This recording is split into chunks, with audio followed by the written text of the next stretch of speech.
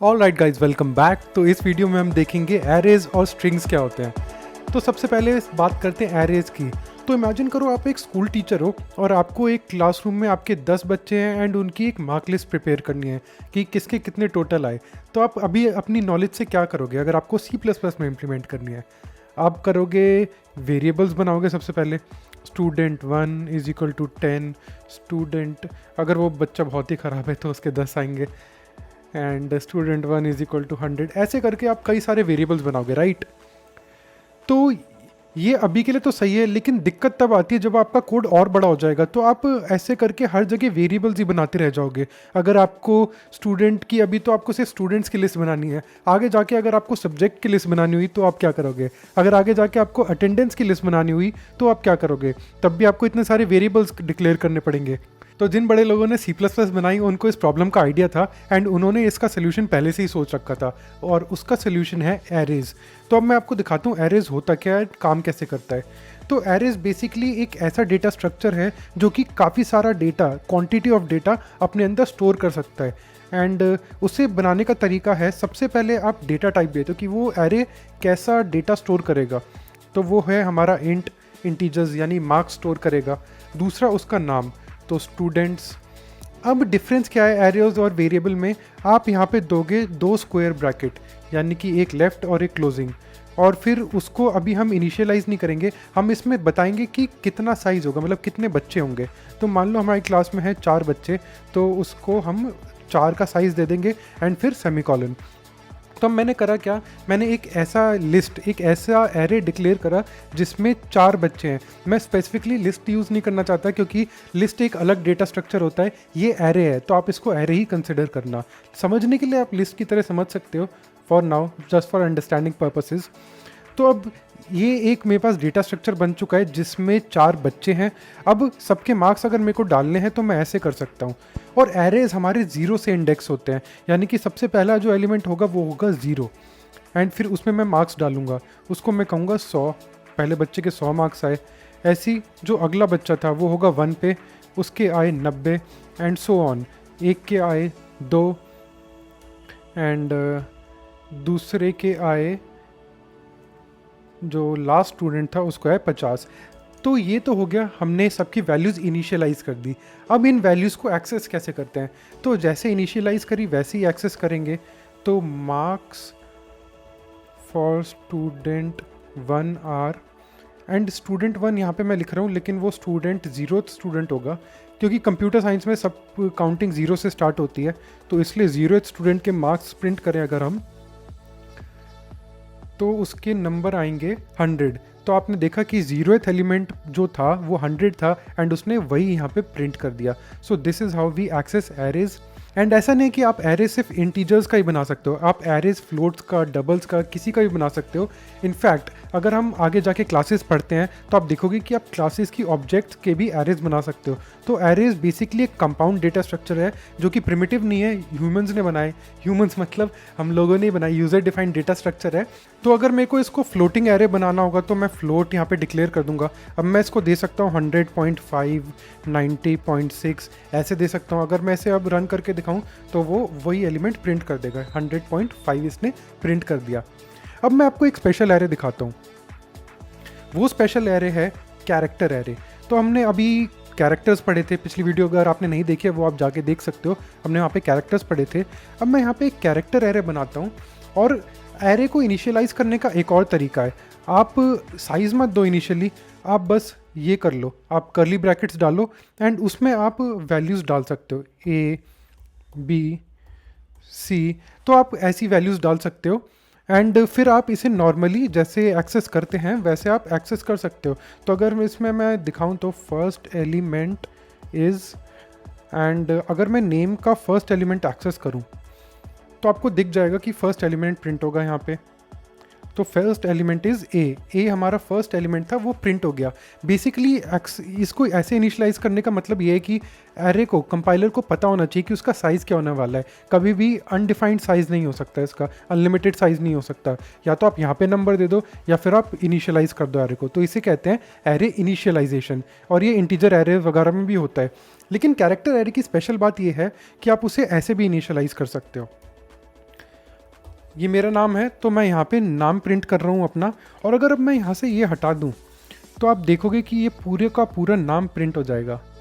तो अब मैं इसे प्ले करता हूँ, तो आप देखो फर्स्ट एलिमेंट इज़ आयुष, इसको कर देते हैं माई नेम इज़। तो अब ये प्रिंट करेगा माई नेम इज़ आयुष। तो इसने मेरा नाम प्रिंट कर दिया पूरा, जबकि मैंने इसमें कोई इंडेक्सिंग वगैरह नहीं दी। तो आप कैरेक्टर एरे के साथ ऐसे भी काम कर सकते हो, आप इसमें एक स्ट्रिंग भी स्टोर करा सकते हो। एंड अगर आपको इसकी लेंथ फाइंड आउट करनी है, तो वैसे तो किसी भी एरे की लेंथ फाइंड आउट करने का तरीका ये है, आप करोगे साइज़ ऑफ। तो साइज़ ऑफ एक फंक्शन है जो कि हमें मिल जाता है इनबिल्ट, एंड इसमें हम देंगे पहले अपने वेरिएबल का नाम। तो ये पूरे वेरिएबल का साइज़ कैलकुलेट करेगा और फिर उसकी एक एलिमेंट का क्या साइज़ है, यानी कि पहले एलिमेंट का क्या साइज़ है, अगर हम वो निकाल लें और फिर उसको डिवाइड कर दें तो हमें पूरे एरे का साइज़ मिल जाएगा। सिंपल मैथ है।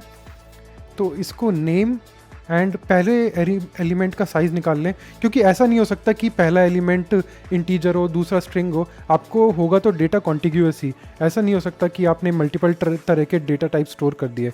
तो अगर मैंने पूरे साइज़ से एक एलिमेंट का साइज़ वो डिवाइड कर दिया तो आपको पूरा एरे का साइज़ मिल जाएगा। अब इसमें एक कैच है, देखना क्या होगा। तो ये अभी तो 0 प्रिंट हो गया क्योंकि हमने यहाँ पे साइज़ ऑफ नहीं टाइप करा। अब इसको भी साइज़ ऑफ करना है क्योंकि पहले एलिमेंट का साइज़ चाहिए, पहला एलिमेंट नहीं। अब इसे डिवाइड करते हैं तो आप देखोगे कि 7 आया, जबकि मेरे नाम में है 6 लेटर्स, 1 2 3 4 5 6। तो 6 लेटर्स हैं, तो ये 7 कैसे आया? किसी को पता है तो कमेंट सेक्शन में कमेंट करो। 2 मिनट इस वीडियो को पॉज करो एंड खुद जाके सर्च करो, मैं तो आपको बता ही दूंगा। तो ये 7 इसलिए आया है क्योंकि जो भी स्ट्रिंग डिलिमिट होता है यानी कि एंड होता है, तो जो C++ है वो ऑटोमेटिकली एक डिलिमिटिंग कैरेक्टर यानी कि या तो नल कैरेक्टर या फिर एंड लाइन कुछ भी एंड में अपेंड कर देती है खुद ब खुद, जिससे उसे पता लग जाता है कि ये स्ट्रिंग एंड हो चुका है, वरना उसके पास कोई तरीका नहीं है बताने का।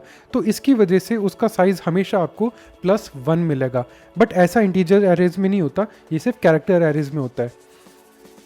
एंड जब भी आपको कैरेक्टर एरेज में फिर अगर मेरे नाम का पहला लेटर प्रिंट कराना है तो हम कैसे करेंगे? हम करेंगे नेम 0 एंड फिर इसे प्रिंट करा देंगे।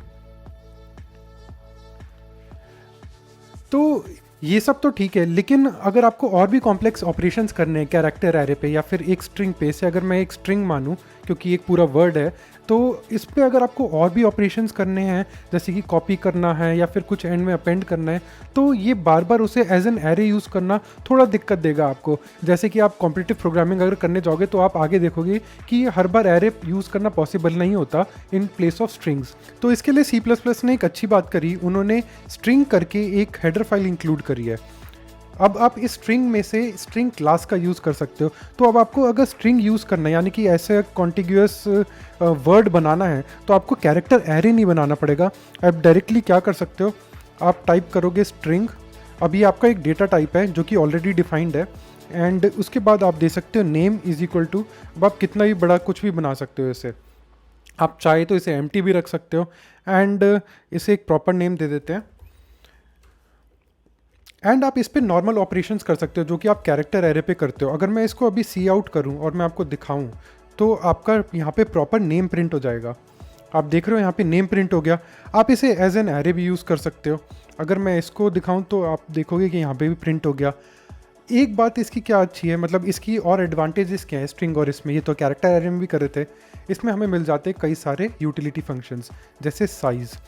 पहले क्या था, मेरे को साइज़ ऑफ लगा के सबको पूरे एरे का साइज़ डिवाइड बाय एलिमेंट का साइज़ करना पड़ता था। अब क्या है, मेरे को एक यूटिलिटी फंक्शन मिल गया जो कि मेरे को एरे का साइज़ दे देगा, एंड इसने करेक्ट साइज़ दिया है, इसने डिलीमीटर को काउंट नहीं करा। सो this is a good thing. And इसमें काफ़ी सारे इंटरेस्टिंग फंक्शंस हैं जो कि आपको डॉट आप टाइप करोगे तो आपको यहाँ पे मिल जाएंगे। आप अपेंड कर सकते हो, कुछ असाइन कर सकते हो, एंड बिगिन यानी कि पहला एलिमेंट निकाल के देख सकते हो। आप इसमें नॉर्मल एरे के फंक्शंस भी यूज़ कर सकते हो जैसे पुश बैक। तो पुश बैक में अगर मैं दूँ लास्ट नेम अपना यहाँ पे लिखूँ तो ये हो जाना चाहिए, क्यों नहीं हो रहा है? तो ये कह रहा है कि आप कैरेक्टर ही डाल सकते हो कि बेसिकली इंटरनली तो स्ट्रिंग्स कैरेक्टर एरे ही होते हैं, तो इसमें मैं एक कैरेक्टर ही डाल सकता हूँ। एंड इसको पुश बैक को मैं आउटपुट क्यों करा रहा हूँ, इसको आउटपुट नहीं कराना है मेरे को, अब आउटपुट कराना है नेम। अब इसको चला के देखें तो अपेंड हो जाना चाहिए। हाँ, तो आप देख सकते हो कि अपेंड हो गया है। सो this is how strings work and string class is really really useful when you go for competitive programming. तो इसके साथ भी आपको प्रोफिशिएंट होना पड़ेगा, बट हाँ, आपको बेसिक्स याद होने चाहिए कि ये जो स्ट्रिंग क्लास है ये इंटरनली कैरेक्टर एरे ही है, ये और कुछ नहीं है। बस इसमें काफ़ी सारे यूटिलिटी फंक्शंस एडेड हैं ताकि आपका काम थोड़ा ईजी हो जाए, आपको बार बार कैरेक्टर एरे ना डिक्लेयर करना पड़े जब भी आप कोई स्ट्रिंग यूज़ करना चाहो। And it is much more declarative and आज के स्टैंडर्ड्स के हिसाब से है। तो arrays are really fun to work with. अगर आप चाहो तो मैं आपको ये भी दिखा सकता हूँ कि आप इंटीजर एरे कैसे इनिशियलाइज कर सकते हो। तो इंटीजर एरे में भी आप इनिशियलाइजर ऐसे दे सकते हो 1, 2, 3, 4 एंड 5। एंड अगर मैं अभी आपको एक चीज़ दिखाता हूँ, अगर मैं इसे अभी प्रिंट कर रहा हूँ तो क्या होगा, देखना ध्यान से क्या होता है। आप देखोगे कि यहाँ पे एड्रेस प्रिंट हुआ है। यहाँ पे ये है एक मेमोरी एड्रेस, ये हेक्साडेसिमल में है एंड ये है एक मेमोरी एड्रेस। तो एक जो स्टेटमेंट अब मैं बोलने वाला हूँ ना, उसे अपनी ज़िंदगी में गांठ बांध के रख लो जब भी आप एरे पढ़ो। Name of an array is a pointer to the first element. ये मैंने पढ़ा था जब मैं 12th स्टैंडर्ड में था एंड आज तक मेरे को कभी कोई डिफ़िकल्टी नहीं आई एरेज को डील करते हुए, क्योंकि मैंने ये स्टेटमेंट याद रखी है। Name of an array is address to the first element of the array. यानी कि जो स्टूडेंट्स है ये एक एड्रेस है किसका, पहले एलिमेंट का, 1 का। तो जो एड्रेस होते हैं उसके साथ कैसे काम करते हैं C++ में, वो पॉइंटर्स वगैरह में मैं चले जाऊंगा, लेकिन मैं अभी उसमें नहीं जाना चाहता क्योंकि it is too much. Pointers तो बहुत ही ज़्यादा नेक्स्ट लेवल चीज़ है। तो पॉइंटर्स में से डेटा निकालने के लिए स्टार यूज़ करते हैं, ये समझ लो। प्ले करूँगा तो आप देखोगे कि पहला एलिमेंट प्रिंट हो जाएगा, पहला एलिमेंट प्रिंट हो गया, ठीक है।